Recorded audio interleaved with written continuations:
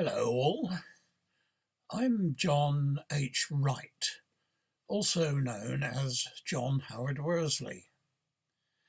That's my pen and paint name as artist, author, riddle reveller, movie dabbler. Yes, I'm a proper old-timer now, and I do dabble in amateur movie making.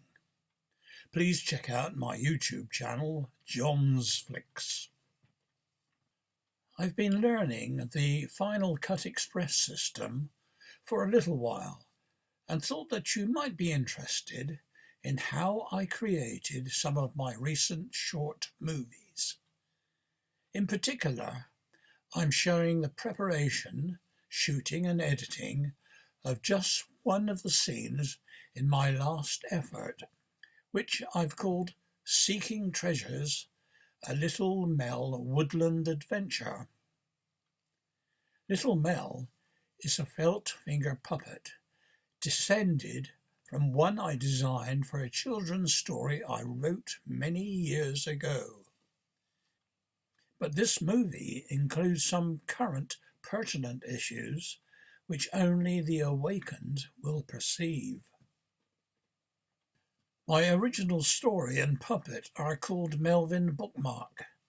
Details are in two previous movies, Introducing Melvin Bookmark and Making and Waking Melvin Bookmark. Here is the scene I've selected to demonstrate. It shows little Mel about to discover a pot of old coins lost in a bluebell copse. I'm trying to keep this demo as simple as possible, so I won't be showing every on-screen click and drag. I shall assume my viewer knows the basic controls and menu arrangements of Final Cut Express. In order to shoot Little Mel's movements, I constructed this raised platform that has a lighting panel with camera mount and a yellow screen stage for my puppet to perform.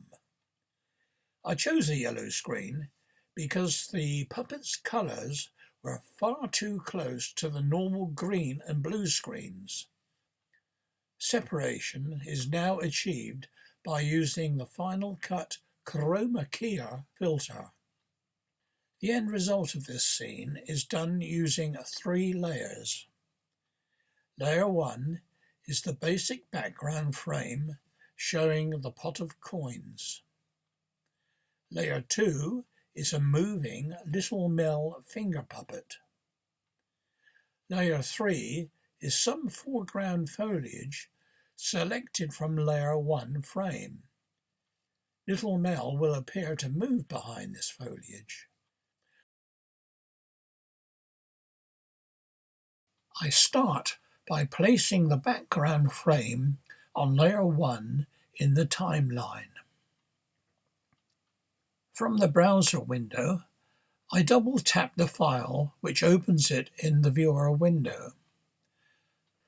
From the viewer, I drag it to the insert box that opens in the top right of the canvas.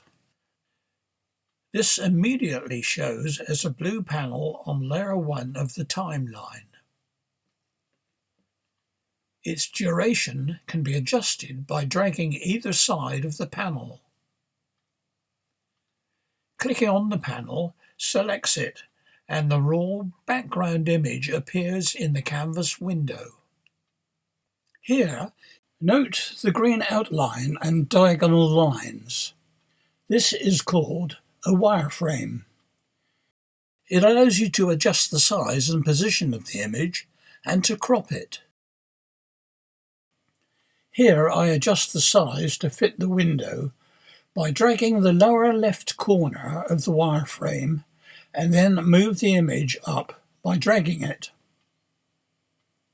Now I switch off the wireframe by means of the small drop-down menu at the top of the canvas. You will see the same arrangement in the viewer window.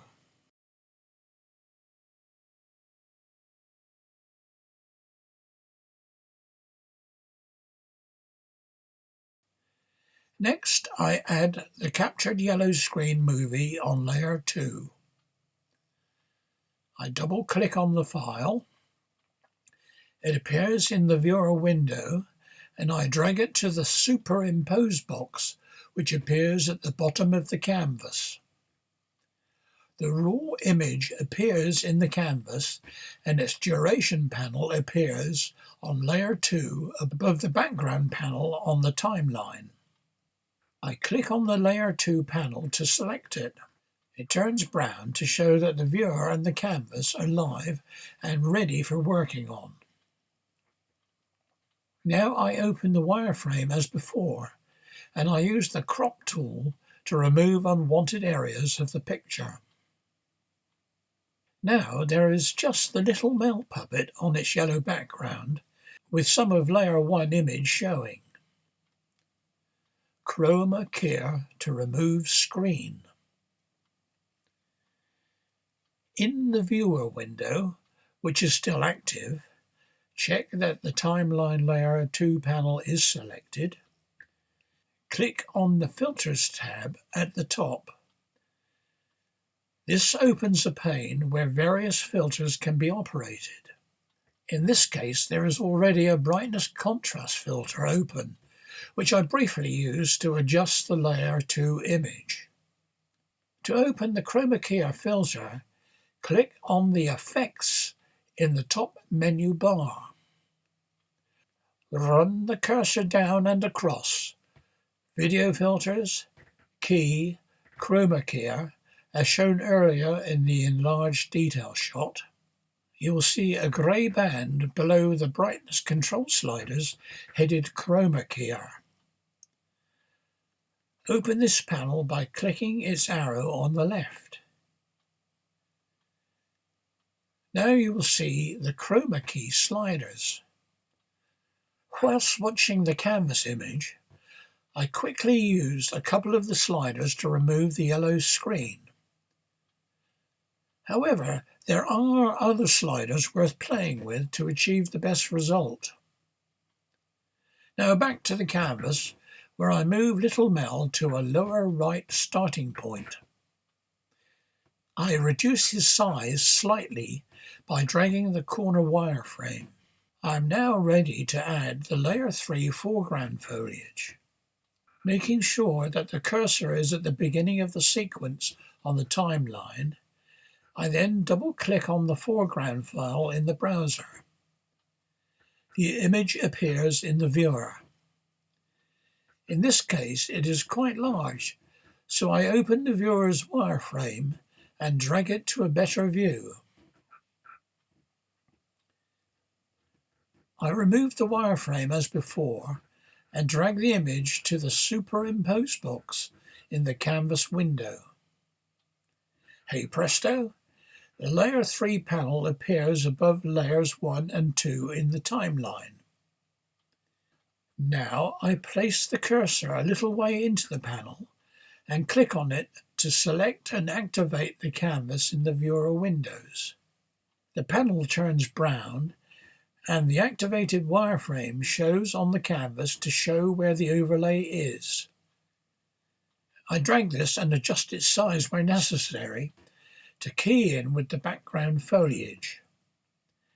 Now, little Mel appears to be behind the foreground foliage.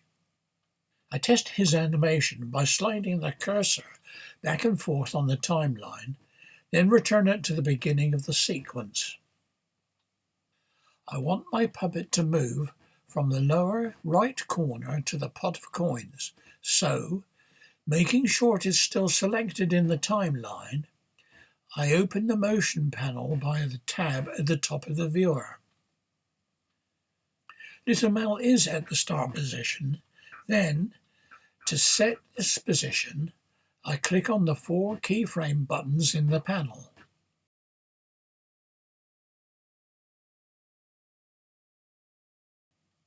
I then move the movie on for the number of seconds I want little Mel to travel.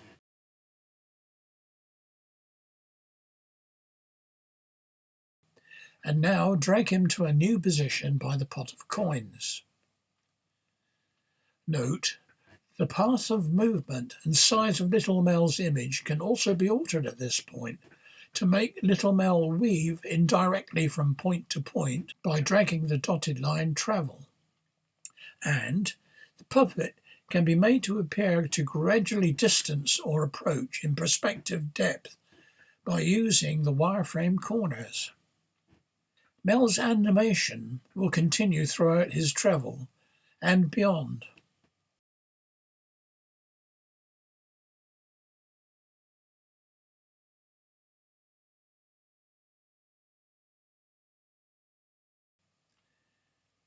Note that my hand appears for a moment. This is where the clip will be cut by dragging back the 3 layers.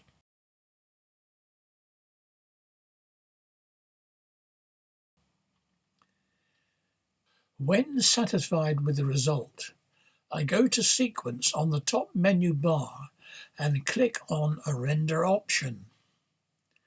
Note, rendering can also be done at previous stages to check how the movie flow is progressing, but this will add to the time it takes to complete the job. Preparing the foreground file. To have Little Mel appear to be behind objects, or in this case foliage, first open the entire fixed background file in Photoshop or similar. I am using Pixelmator. Copy all, delete all, and paste the image back so that it is now on a separate layer. With the selection tool, select around the parts you wish to be foreground.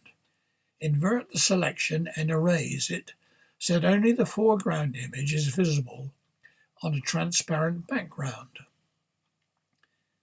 Save this whole frame as a TIFF file, which preserves its transparency. This file now becomes your Layer 3 in Final Cut Express. You simply superimpose it where required. Alternatively, you can make a JPG black and white image mask like this. Then, with the original background image selected in the viewer, go to Effects, Video Filters, Matte, Image Mask. Click on the Filters tab. You will see a small box into which you drag the mask file from the browser window. Click back to Video in the viewer and superimpose the image onto Layer 3.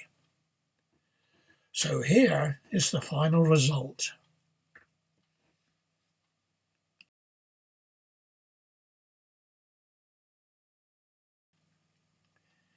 No doubt you'll see that I've zoomed in a little. In order to keep this movie as simple as possible, I haven't illustrated my method for that. In fact, in my movie Seeking Treasures, A Little Mel Woodland Adventure, the clip is a lot shorter than now showing. If you view the movie and others I've done, you'll see many more effects I've devised which you may find of interest. If so, please leave a comment, and if I get sufficient response, I'll do further demos. Remember, I'm not an expert and only dabble in making short movies, but some procedures may be useful. If you've reached this far, thanks for watching.